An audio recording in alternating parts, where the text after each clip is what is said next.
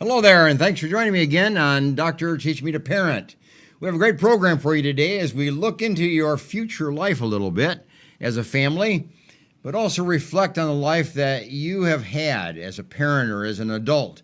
As you look back into your life, and obviously you're going to teach your children to live a life that when they look back upon it, they'll look back upon their life with some pride and some energy and a life they'd like to share with other people. And today's guest is just that. He's lived a life, he lived a full life, but a life that he's wanted to share with others.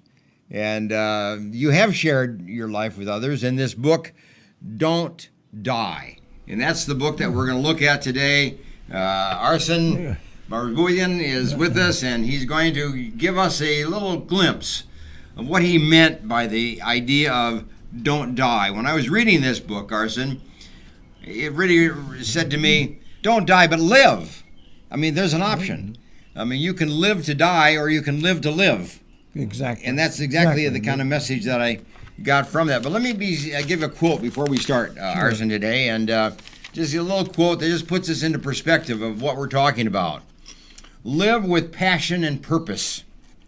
You will have a fulfilled and happy life. Now, the author of that quote is you. Thank you. So tell us, how did that quote come about? What was the thinking on your part that you gave that quote to us? Well, in looking back at my own life, there was a lot of things I did in my life to make a living. It wasn't my passion. Mm-hmm. But you have to take care of the family and have children and you're growing and everything. So that's right. You get into jobs, particularly as men, you get into doing that. But once I retired and had a series of heart surgeries that could have ended my life, began to realize, gee, what did I really do with it? If life had ended on that operating table. That's right. Well, if you didn't have passion, and if you didn't have purpose, you wouldn't have made it through those surgeries. No. Well, I had some great surgeons. Well, it does take great surgeons. I understand that. I really have to give credit to. But it does take a heart to God to do that. You know that you want to live, and you want to come through this, and you want to succeed in this operation, and you want to live beyond the operation and the surgeries that you had, and so on. You know, but when I read your book, it wasn't just a heart surgery. It wasn't just a heart problem. You had a multitude of issues that you shared in this book. And you shared relatively openly, and I thought it was quite nice that you were able to kind of look at your life, some of the mistakes you made, some of the achievements you've had, many, many achievements. You've had some setbacks, but you kept going forward. You kept learning from them, and you kept going forward, didn't you? I kept moving, and every failure was a lesson. Was a direction. It wasn't really a setback. It was a temporary setback. Temporary, I like that. But able to move forward with that, and all of it culminated into this story. Yes. And many people told me, Arsen, you have to write a book. Mm-hmm. I said, well, what am I going to write a book about? Who am I to write a book? And they encouraged me to keep doing it. They said, well, just tell your story. You've gone through so much. You've made such a transition. Yeah, that's right. From where you were to where you are today. At age 77, you can write a book. Mm-hmm. And so I sat down and took about a year or so to put some thoughts together. It takes a year to write a book. Yeah, it took a year to. When I read your book, here's the issue. I read the stories, but that wasn't important to me or as intriguing to me. What I read was what came after the story. That was what was important to me. What did you learn from it? Or how did you come out of it? How did you survive it? What did you do next? Yes. We all have problems. We all have mistakes. We all have errors. We all have setbacks. Most of us rise above it and move on. Some don't. But you did. You did time after time after time. So what was really important to me is kind of what you learned, what you gleamed, what you benefited, how you enhanced your life after the event. Well, I have to acknowledge my faith in Christ that made a big change. Once I started to really understand His Word and listen to that, then all of those problems became stepping stones to keep moving and keep doing Keep things. moving forward. And Yeah. some of the really Yeah. bad That's mistakes. the purpose of life. It's you want to keep adding life to your years, not just years to your life. That's right. Getting old is not an option. Yeah. Being old is. Yes. You know, when I read that, your book on this whole thing about, and I look at it from the point of view of a parent. I'm a parent, you're a parent. We have parents in our audience today. It's the idea, what do you tell kids? They have their little setbacks, they have little boyfriend, girlfriend breakups. They have a teacher that's pretty unreasonable and unfair. Kids have buddies and friends that are bullies and mistreat them. And life isn't fair, isn't good. And you got this kid who's going through this experience. Just from what you've gone through, what do you tell a parent? Share your life with them. Understand what your life is. As a parent, I made some really big mistakes. Oh, we do. But through the grace of God and through some changes in my life, I now have a very good working relationship, a very good relationship with my children and now my grandchildren. So many times as parents, we don't see that far advanced. No, we don't. As to what is it going to be like as a grandparent. And so you got a parent today with the view of the view of 20 years ahead. Really the views of the future. And I think you have to teach that to children too. When Yes. they go through a setback, they're going to have a lot of setbacks in life. This is the first one maybe, or the major one, or the first major one they've had. But you have to help kids say, okay, we rise above it, we move on. There'll be other ones, you can handle those better later. But you have to just keep going. You can't just quit. You can't just quit school. You can't just not learn anymore. You can't just not attend and sleep through the school because you don't like that teacher. You have to rise above it and move on, don't you? You did. You do.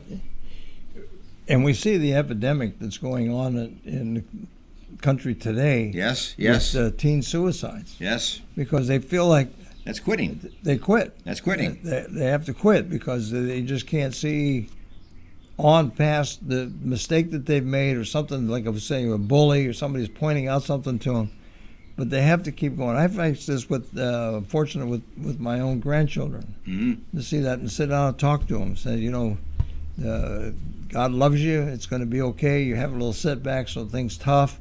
You think life is really tough at 18. That's right. It's just beginning. Yeah. I saw a kid in my office just yesterday, and he was going through a really tough time. He got some legal problems and had some health problems, and he's in trouble. There's no doubt about it. But when I listened to his story and I listened to him and learned about him, it just seemed to me I needed to say to him, you're going to get through this. And I think he will. I think he had the internal fortitude. I think he had the strength to get through it. I think he had opportunities. I think he had resources. He'll get through it. And I think sometimes we don't think that way. We'll never get through this. We'll always be scarred, through life. But, when you can look at what you're going through and then say, I'll get through it, there's hope there. You have to continually always have that hope and that faith. You do. Things are going to get better. And sure enough, they do. They do. In your book, you made reference to a man that I know, Tony Capolo. And he's a sociologist. Right. And Tony Capolo is a speaker. He speaks all over the country, and he does a lot of survey research. And you made reference to some of the studies that he's engaged in, and when it comes to death, and it comes to the point of view of death, and what do people say? What do people think when they come to the end of their life? What are some of the thoughts that they focus on? And give us a little bit of history to that. Well, Anthony Campolo, I heard him speak the first time at the $1 Million Roundtable, and then I got his tapes, and one of on his tapes, he talks about a study that he had his students do. That's right. It's Southeastern University in Pennsylvania. So he sent these kids out to interview people over the age of 95 and asked them, what would you do over with your life if you had your life to live over? What would you do What would you do differently? Or what would you do differently? And he said there was a lot of different answers, but 3 of them really stood out. This that they put in the book. One is they take more risk. Take more risk. Take more risk in life. Go barefooted more often. Sometimes we see that we're so risk adverse in the family. Don't go here. Don't do this. Don't. Yeah, we're raised in a fear society. Many of us are raised in a fear family. And if your family is a fearful family, you're not going to take risks. No. Your whole life is going to be based upon don't do that because you might get hurt. Right. Don't stand on it, you might fall. Don't do something bad's going to happen. So you don't take risks. And then all of a sudden you lived your life and you've done very little. Very little. And you haven't enjoyed life because you haven't taken that risk of enjoyment. Well, in my part of my story, I just thought of this, is that my mom, because I was such a small, fragile little kid, particularly in high school, I didn't weigh about a little bit more than 110 pounds. She was afraid I'd get hurt if I did athletics. Right. Yeah. So she said, "No, you can't. You can't do that. You didn't want to do it." Yeah. So I had to forge her name on a permission slip, save my lunch money to pay for the medical exam, which was $2 at that time back in the 50s, and get on the basketball team, got on the track team at Fresno High School. And I competed for 2 years before she even knew that I was. You're a rascal. That I was competing, but it was a risk. I mean, it was, and once she found out, she was pleased. Is that right? Yeah, she actually was pleased with that. Oh yeah, she was very, very pleased about that and happy about it. Got a chance to come and see me compete. Understood that. Sure. But she was raised in the Depression. So risk was not something you wanted to take. Yeah. So, but that generational lesson is being passed on, and so we really need to teach the parents today to tell their kids, take a risk. You want to try something, try it. You fail, so what? There was a second finding that Campolo found in his study was having to do with reflection. People need more reflection or something to that effect. I think I'm trying to think of the 3 things was to take more risk. Take more risk and then to reflect more and to be able to just think back over your life and put your life into perspective. And that was one of them. The other one was to give more. To give more was the third one. Just the third one. Make sure that you give. You give money, you give your time, you give your energy, you give your skills, you give your resources. That's for the good of others, for the good of community, for the good of your society. Right, and in the book, that's why the last section of the book is about giving. How do they try to expand? I want to come back to that because that's a very important part. Being able to look at how we live a life of giving. Right. But you really develop this idea about how do you live a life of reflection. How do you live a life and just kind of thinking about what's happened and what experiences I've had and what do they mean and how can I contribute, whether I have 5 more years of life or 55 more years of life. It's the idea of how can I make my life a positive influence upon somebody else and reflect on that and give thought to that. Right. So we just kind of live our life, get by it, get through it. We're living day to day and not year to year within that. I had a very close friend, a high school buddy, that recently passed on. And when he was first diagnosed with cancer, said a very interesting thing to me. He said, "Arsen, the cancer is being diagnosed. We caught it late, and it's going to go very fast." He goes, "But you know what? I have no regrets." Well, there you are. I've lived a good life. There you are. I've done some really good things in my life. I've seen things. I've helped people. He was a doctor.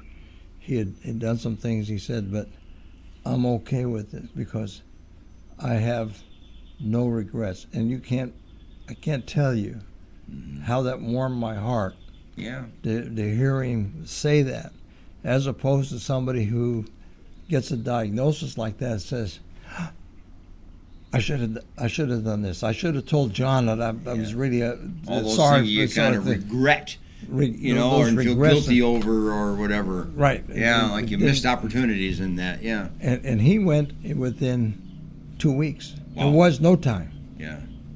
For him. But he went with a sense of accomplishment. Oh, absolutely. Fulfillment. Absolutely. And that's what we want as parents for our kids. Yes. We want them to learn how to live a life of fulfillment. Every day, every week. I mean, little kids have experiences, but you can look upon that by saying those were good. You'll remember that one. That one you'll always remember. That one you'll tell your story to your kids when you grow up. That's something that's important. We want kids to embellish the experiences they have every day and remember them and accept them and live by them and own them.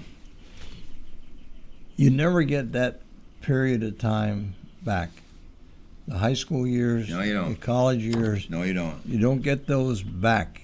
And it seems like when you're a freshman, boy, to be a senior, it's an eternity away. Isn't it ever? And all of a sudden it's graduation time, and you look back and you go,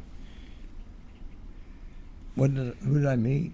What did I accomplish? What did I do? Yeah.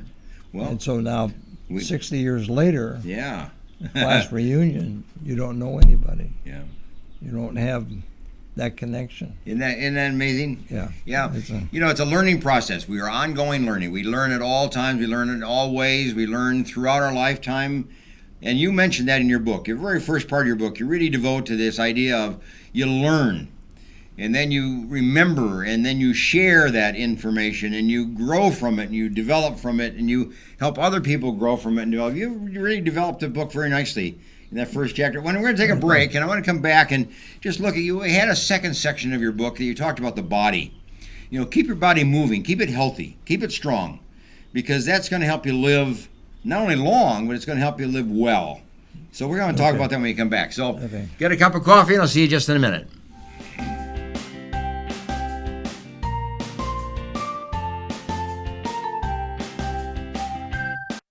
The Green Gables Care Home is a 24-hour assisted living facility for the elderly located in Clovis, California, offering spacious private and semi-private rooms which are wheelchair approved, catering to the special person in your life who needs attention and wants to live in a loving home environment. The Green Gables Care Home has assisted living in secured homes for elderly with Alzheimer's, memory loss, and for your loved ones needing assistance with their activities of daily living. Call 559-297-9438 and visit greengablescarehome.com. Sometimes good intentions hurt rather than help.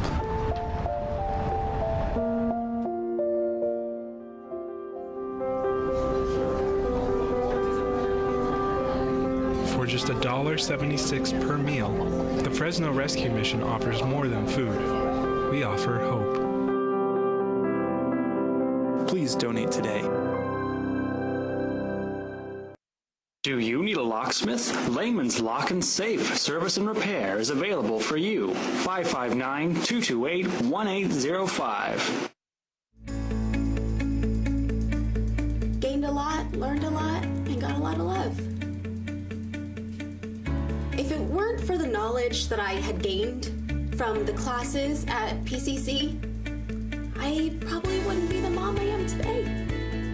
See, there it goes. I would love you to meet my son, Aaron. My situation was very difficult. I didn't know how my life was going to turn out. We graduated in June 2010, and we got married in July. And through family, the Pregnancy Care Center changed our lives. The Pregnancy Care Center was a huge, vital part in helping me walk through that pregnancy, in educating me and loving on me during that time.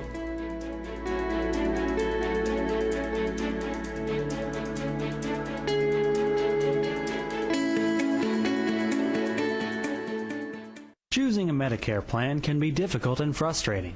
Susan Hatch can guide you through the Medicare maze and help find the right plan for you. Susan helps people understand the confusing and drastic changes that occur every year in Medicare. Susan will only recommend plans that will protect your assets and allow you to continue to see your personal doctor. As a 100% independent agent, Susan is not controlled by any particular insurance company to steer a person onto any one particular plan. Susan was awarded the #1 Medicare supplement agent in California. Look for Susan's Medicare question and answers every Monday in the Fresno Bee. Call Susan at 559-307-2287 and visit MedicareToday.net.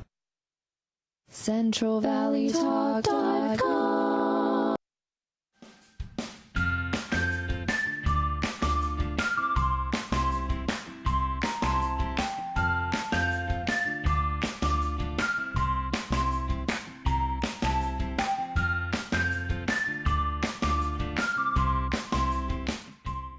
Okay, welcome back to Dr. Teach Me to Parent, and we're talking today to the author of this very nice little book and very profound book, actually.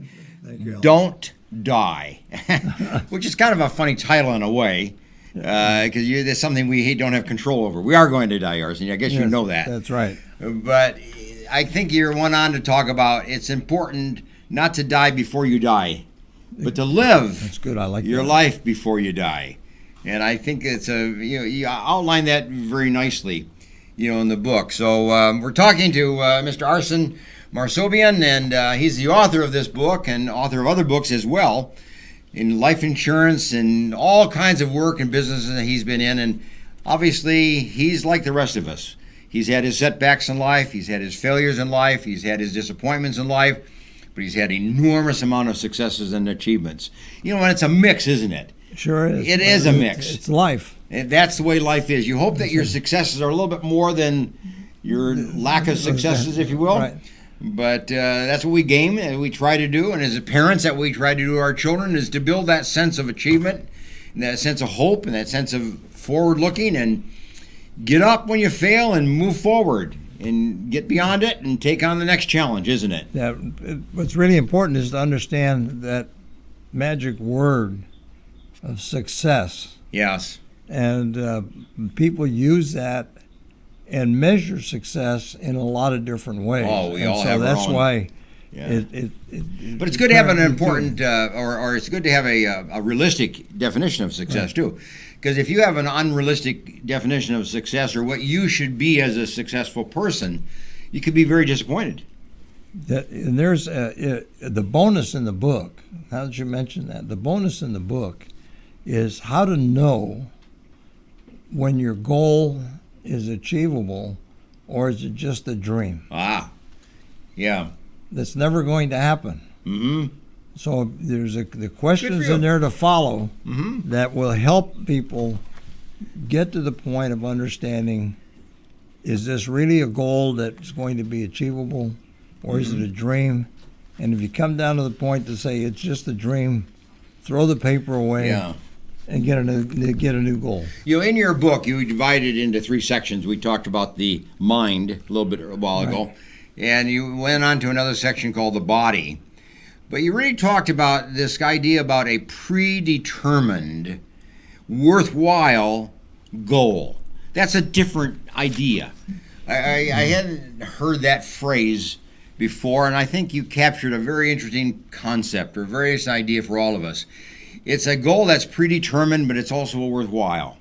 But it's got to be worthwhile to yourself and to others, I assume. Yes. What do you mean by when you came up with that phrase? I got to tell you, that came from Earl Nightingale. I see. Okay. And, and when I was in my 30s, a little nurse, I had got involved in studying the dynamics of personal motivation and got into self-help cassette tapes at that time. Well, those kids don't know what that is now. But cassette I know what they are, sure. But so I would listen to these tapes all the time, and Earl Nightingale had a series. And so it was Greatest Secrets. And in there was a great quote. And when I first heard it, I went, this is unbelievable. That success is not just getting that job. Yeah. or doing it. Yeah. It is the daily progression towards a predetermined, worthwhile goal. The job is the kind of to get you there. It's a means to the end. Yes. It's not the end in itself. I think that's kind of what you were saying in the book, is that it's the goal beyond today. Yes. It's the goal beyond going to work today. Yeah. In the tape, one of the things he says, a guy sleeping on a park bench, or in our vernacular today, a homeless person who has a dream and acts on that dream a little bit every day is just as successful as the person who is in the corporate office. And I'll give you an example of that is Tyler Perry. Tell me. The great movie producer. We know him now as a big star, one of the biggest names in Hollywood. He was homeless. Huh. And he had a dream to be a playwright and to do plays. But nobody would buy him. Nobody would do anything. So he was tried over and over again, and nobody did it. So he said, Sure. I'll produce it myself. Ah. So now, and he did. And then that made him He made him who he is become today. who he is. But he worked every day on that goal and that dream. He moved a little closer, made another phone call, talked to another person, write another script, put another thing done. He was just as successful at the beginning of that process than he is today. But that seems to me that's a role of the parent in a way in the life of a child, is just to say today, just do something. Yeah. Just do something that will move you in the direction of a goal. You want to be, a movie star, or you want to be in dancing, you want to be an athlete. Just do something today that will move you one step in the direction of that. We often think about these big steps. That's not frequently done. No. It's the small little steps that get you to the goal. Yes, absolutely. It's those intermediate goals, intermediate steps. But you use the word meaningful. Yes, worthwhile. Worthwhile. Well, okay. Worthwhile. And worthwhile goal is it has to be something really meaningful and worthwhile to who? Yourself or to society or both. It has to be depending on what the goal is. It could be to yourself. My goal right now is to continue to lose weight, continue to get healthier, to be able to strengthen my heart, to be able to keep going with my life, looking forward to my great-grandchildren, things like that. So every day when I get up and I go to the gym, that's a step towards that ultimate better health. Better goal. That's what it is. So those things change, but it has to be a worthwhile goal. But that relates to purpose, doesn't it? Yeah. I mean, goal is always related to purpose. You have a purpose in life, and a goal is just a kind of a way to define it or a way to identify it. Yes. But it's ultimately the purpose for your life, purpose for getting up in the morning, the purpose of, and that's what as a parent we try to do with our kids. We try to help them see a purpose in their life. Yeah, help them understand where they're going. What are they living for, and why are they getting up every morning, and why are they going to school, and why are they taking these classes, and why they're struggling, and why they had this defeat in life, and what it's going to do to them. I spoke a few weeks ago to the intermediate school at Sanger High School. And it was interesting for me to watch the reaction to the kids as well. Tell us about that. It was a career day. Probably somebody asked me who knew me and asked me to come and speak. So in preparation of that, for career day, for a guy that's 84 years old and retired and had a lot of different jobs, I didn't know what to actually focus on. I was not a fireman. You got a lot of things to focus on, but what are you going to focus on? What am I going to focus on? So I focused on the whole idea about success and about how to be successful on a job, what to do with that. And they were so receptive to that message. I was blown away. What were some of the things that you included in your list? And maybe you go through the whole list, but 3, 4, 5 of them. What were some of the things you really focused that would help a kid think that he can be successful if he just does these things? Show up on time. Show up on time. Get the class on time. Get to school on time. Don't be late. Be ready when you get dressed to go to school to learn. Be prepared for the job. Overachieve in every task.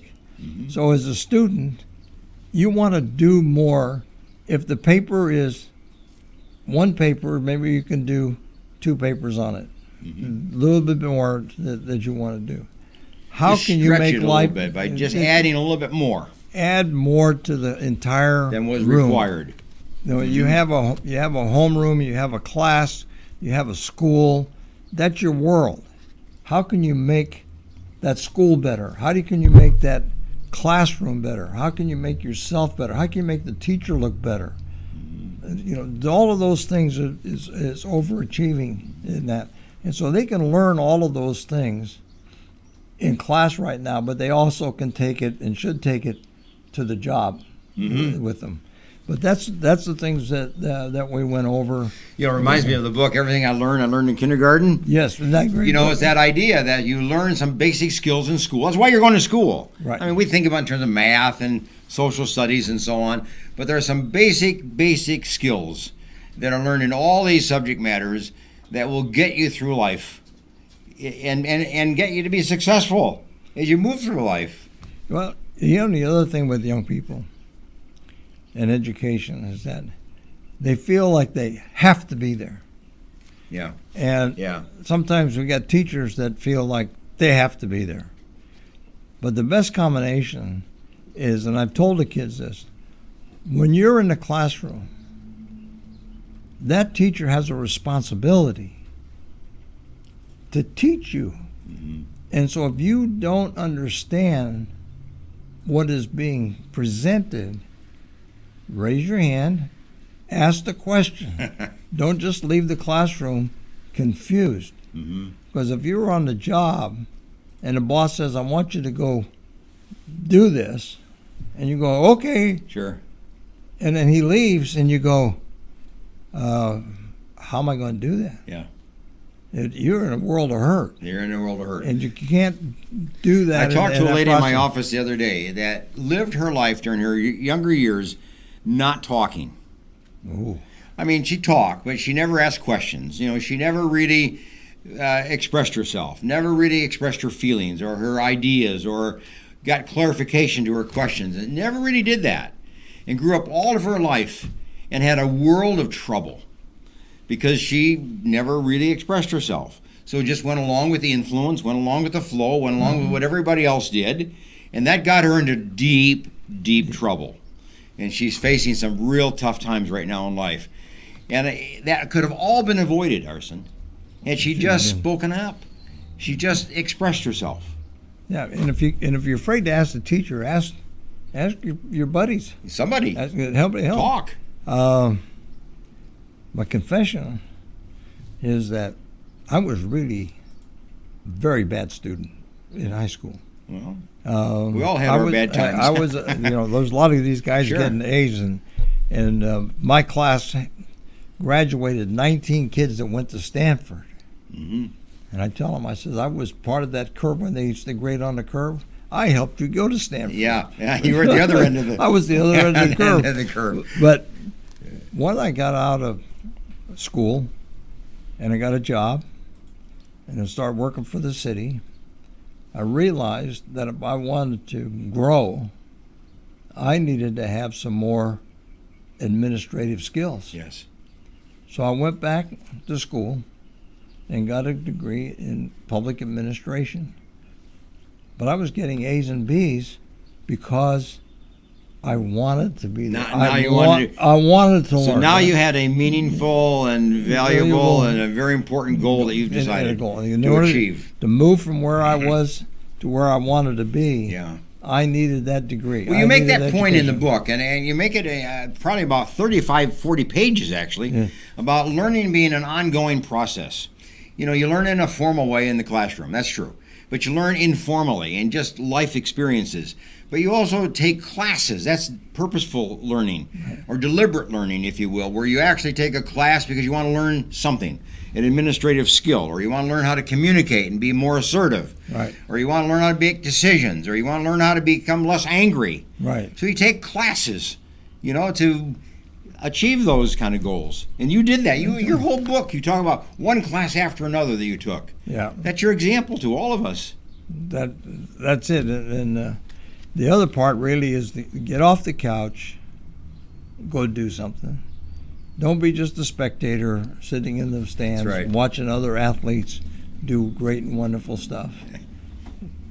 Get up and go do it. Do it yourself. Be the person. Be the person. Suit up, man. Get back in the game of life. You're 50, 60, 70 years of age. You're 60 years of age. You got 20, 25 years on this earth. What are you going to do with them? Well, what are you going to do? Don't die. Next 20 years. Don't die. Don't die. That's a but live. You know instead where the of title, dying. You know where the title came from? No. George Burns. Oh. George Burns, when asked one day, with a drink in his hand, cigar in his mouth, a lot of Charlottes around him, pretty girls, 30 years old. He was in his 90s at the time. And the reporter asked him, Mr. Burns, what's the secret to long life? Put his glass down again. Don't die. And now you got a book title. It cracked me up, but I was looking for a title for the book. Somebody said, hey, we're going to take a break here and just come back, and at the end, give you a chance to kind of wrap it up. And you had another section of your book about giving. Giving away, what you've learned, giving away some of the resources you've earned, just giving away. We have to focus just a few minutes on that as we come to the close today. So join us again in about a minute or two, okay?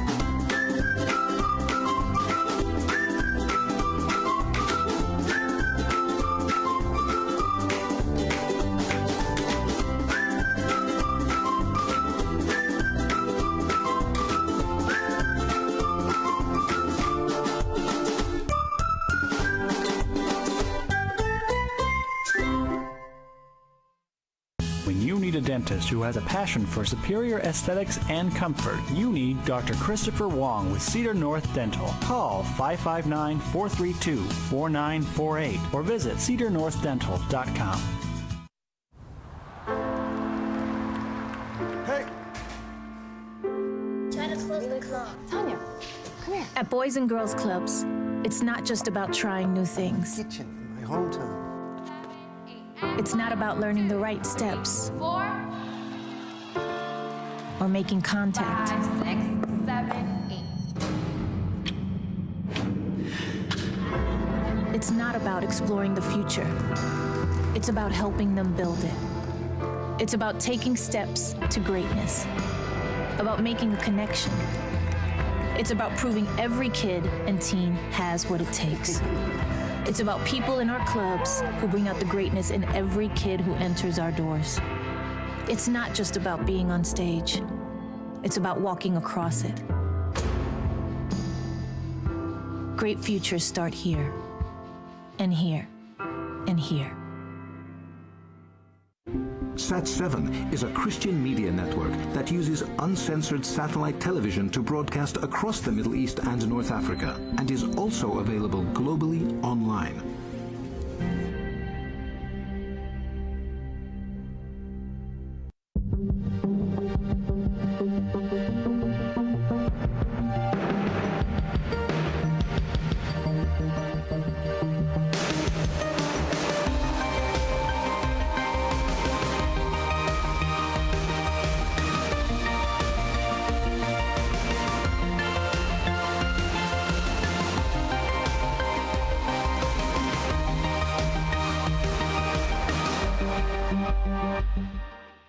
CentralValleyTalk.com.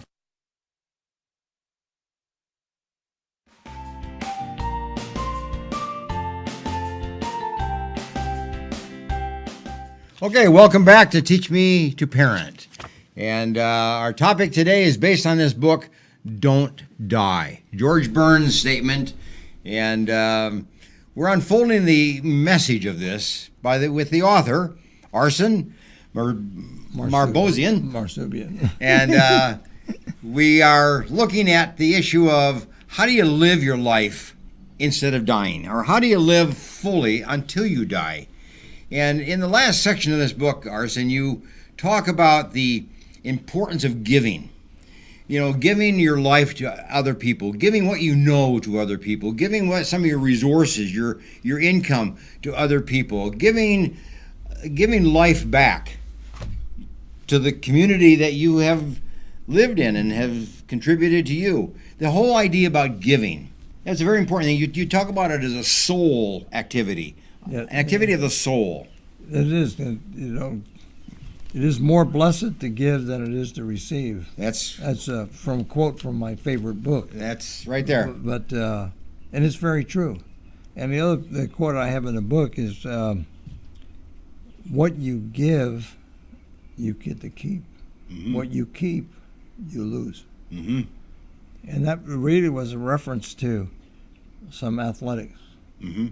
Because when you give your best and you're doing all you can to make your team better, yourself better, you're just giving, you get to keep the experience that comes from that gift. Mm-hmm. You gift to other people in need, you're going to receive. That's right. That blessing back and the thing, and nobody can take that away from you. That's right. You never lose Never lose that.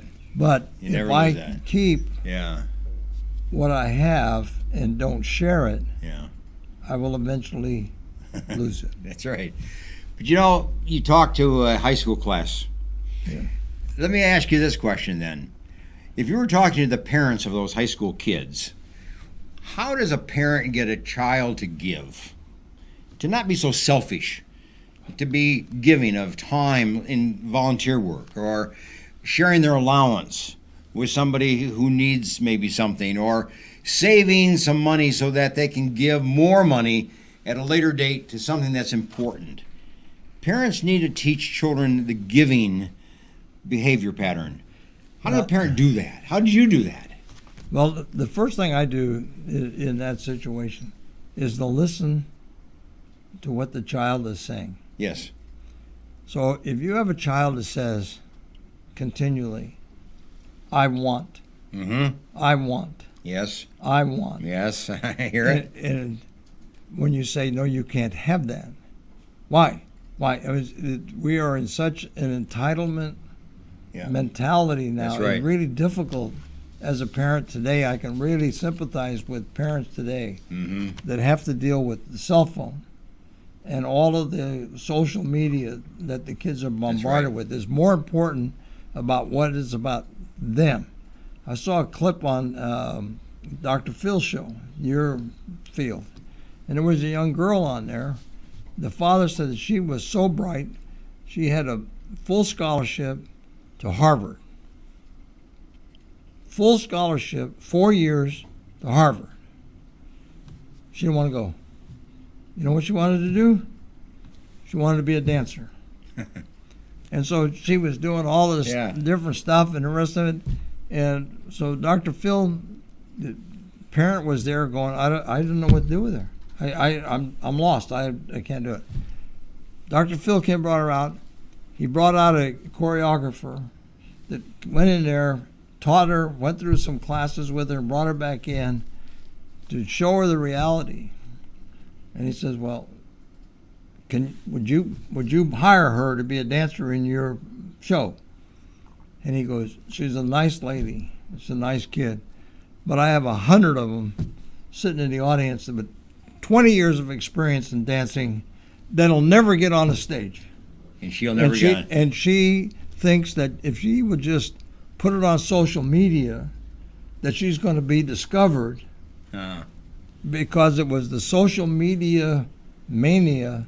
And here is a bright, I mean, you get a full scholarship for 4 years to Harvard, you got to be pretty bright. And so that I sat there and I watched that and I went, man, she's such a microcosm of today's youth. Yeah, that's. I want. I need. Yeah. So I think, but when you can hear that, and then you can turn that around and say, look, it's not a matter of what you need. What can we give? What can you give? What we can do? No, is if you want this, what are you going to give me in order to get that? That's right. And so there's we had 3 children, and in terms of teaching children how to give, to be a philanthropist, actually, every time they earned income, and they earn income from starting high school, when they earn income, a quarter of that had to go to me to pay for the gas, carrying them around town. So I got a quarter of their income. Well, whatever it was. It might have only been $1, but it's okay. Yeah. I got a quarter of it. A quarter of it went into savings. So they can use that whenever they wanted, but it was their own use and they could just save for it. But a quarter of it went to giving. They had to give it to somebody, whether it's to the church or to some organization or whatever. But they had to, a quarter of their income had to be given away. You know, our kids today give. Yeah. They're givers. They're philanthropists. Right. You know, they know how to give and they know how to get the benefit of giving. But you have to teach it. It has to be taught. I think how to manage and handle money is really a part of the parents that do a very poor job. Well, in doing that. Yeah. Because a lot of us don't do a very good job of managing our own money. So it's hard to teach the kids to do the right way. But you commented about giving as really being something to the soul. Yeah. And it struck me when I was reading your book, Arsen, the idea that it is a very personal thing. It's something that you just don't do because you have an extra $1 or you have an extra dime or an extra quarter, like you just give it away as if you throw it away. But there's some kind of meaning to it. There's some kind of a commitment to it. There's some kind of a value. What do you have in mind when you called it an activity of the soul? The activity of the soul is when you are more concerned about the welfare of others than you are about your own. So, very profound. That's profound. God said that, that's what he did. I mean, we're here talking about, this is going to be aired on a lot of different things, but we're here to Easter. Sure. And yesterday, Christ gave his life. His life for us to have salvation, for us to have life. But it was an act of giving that provided the internal rest. I like that. So if I'm more concerned about the welfare of others than I am about my own, and everybody's got health issues. Yep.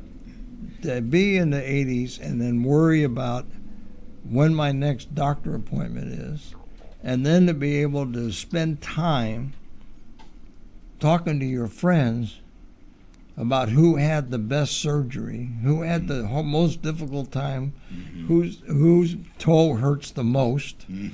My surgeon's better than your surgeon. Yeah. Oh gosh, your surgery was nothing. I see mine. We got to get beyond that. Yeah, you got to get beyond our own little personal interests. That's what I was trying to do with that section of the book. So you really want people to give. Yes. And in many different ways, they can give. Yes. And it's not just a little act of throwing away your discards or the things that are tattered and torn and now can't be used anymore, they don't fit anymore, but giving something that is of value, that has value for another person. The actual writing of the book came out of people telling me, Arsen, you have a world of experience and information that you need to give to other people. And I thought, what do I have? My experience is no different than millions of other people in the world.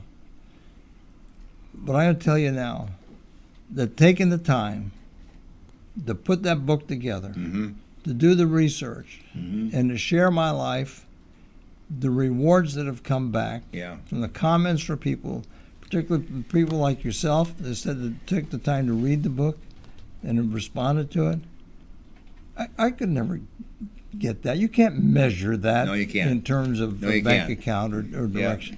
But it would never have happened if I didn't give away information that I You know, had. you gave a lot of information in this book, not just advice. You know, there's advice here for parents, how to better parent your kids and how to live better in a marriage and how to live better in a family. You gave a lot of good stuff when it came to that, but you also shared your life a little bit too. That's what I mean by giving. Yeah. You shared some very deep disappointments. Here you were appointed as executive to a foundation, and then within a year, Gone. they take a walk. I mean, that's got to be a tough experience but you decided to not just go off in the corner and hide. You offered to stay with that organization and make them successful, even though you were no longer the executive director of that organization. Right. I mean, that's a big man. Well, You're a big man to do that. I had a friend who helped me through that. Well, we usually do. Somebody came We through usually and do. said, "Oh," and I'm so glad that it was the continual giving that is where I am today, still with that organization. Yes. But you know, it's because people step in the gap and are there to support you. Yeah. They're there to help you have new faith in yourself, help you look for a new direction in life. What's the next step, in your life? How can you keep on contributing, maybe in a different way? I mean, people come into our life at very critical times. It's almost like a God thing. Yes. That people show up at a very important time and they step in the gap when you needed them. It's amazing, isn't it? And you had that. You spoke about that. Yeah. They just occur. And that's what a parent does in the life of a kid. He's there when that kid needs you. Yeah. I mean, that's what a grandparent does. You spoke about that. You have grandkids. Yes. That's what a grandparent does. Step in the gap when that kid needs you. Needs that encouragement. Needs that friendship. Needs that contact. Needs that connection. It's the difference between sane and insane. Is having the ability to talk to somebody, to share things that you know this better than I do, as that's your profession. But many people who are suicidal, people who are in depression, if you really dig down deep, they don't have anyone that they can confide in that will actually listen to them and realize that they have problems too. We call it the disconnected kid. Okay. Yeah, there's nobody at that moment in time available who steps in the gap. They're alone. Exactly. They're alone. And that's a tough spot to be when you're going through troubles. And your story is you went through troubles, but there was that person who stepped in the gap. Was there with you and moved you beyond, and now you became the person to step in the life of somebody else as they hit trouble. And you did that multiple times. So it was important not to die. Not to die. Because you're needed. You got plenty of time to go. You're needed. Yep. And you serve that role so that somebody else can live rather than die. I hope so. I hope the book would do that. Okay, I have a quote for us. I want you to comment about this. All right. Because you're the author of this quote, okay? Okay. I took this from the book. You're the author of it. It says this: would you rather look back on your life and say, I'm glad I did, or look back on your life and say, I wish I had? What do you mean by that? I meant that when it comes down to the end, relationships are going to be the most important things. And what you've done with your life is going to be put in there. I mean, that's the measure There we are. of what it is. And so you want to get to a point where you're laying on your deathbed and thinking about all of the things that I wish I had done when you had the opportunity to do them and you didn't do them. There you are. Now, there are many things that people would like to do and don't get the opportunity to do it. That's one thing. But if you have an opportunity to do something that you really want to do, Yes. make a difference in somebody's life, offer some help, be there, write a book, read a book, talk to somebody, and you didn't do it, that opportunity will never come back. No. So you have to live your life in that manner. Arsen, you're profound. Thank you. Thank you. Arsen Marsoobian, the author of this book, Don't Die. Pick it up on Amazon. Yes, and, at Amazon.com/author/ARSENSM. So, in all lowercase, it'll take you right to all of my books. It'll take you an understanding about who I am and a little biography as well. And it's on the screen in front of you, so that way people can read a little bit more about you and get a little bit more feel for the experiences you've had and what you have to share. Appreciate that. But thank you for joining us today. This is a good topic, and I think parents need just to look beyond and to be able to say, my job as a parent is to help my family, to help my kids not die early, but to live fully. Correct. That's the emphasis, isn't it? Yes, it is. And give those experiences. Yes. Nice to have you with us. Thank you. Bye for now. Thanks for having me.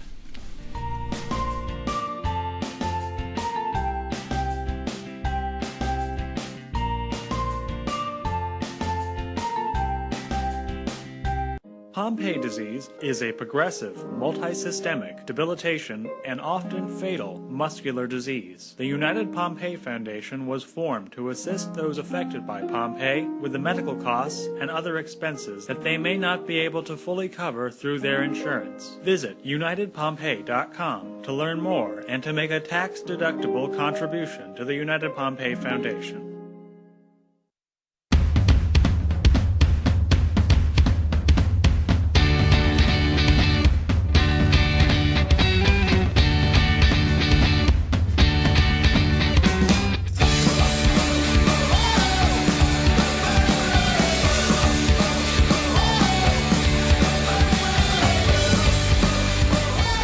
When I set foot on the campus to come visit it, I was struck by how open and how welcoming the students and the professors were. Coming to Gordon was like coming home. I think intentional community is what Jesus modeled with his disciples, and Gordon has really fostered a good place for intentional community to happen. Gordon is a place where you can meet people from all over the world and hear their stories. I meet a lot of different people who are shaping who I am today. Gordon seeks to graduate men and women of character, of leadership, and the world is the place where Gordon students belong. Choosing to go to Gordon was, I think, one of the best decisions I've made in my life. I expect to be changed.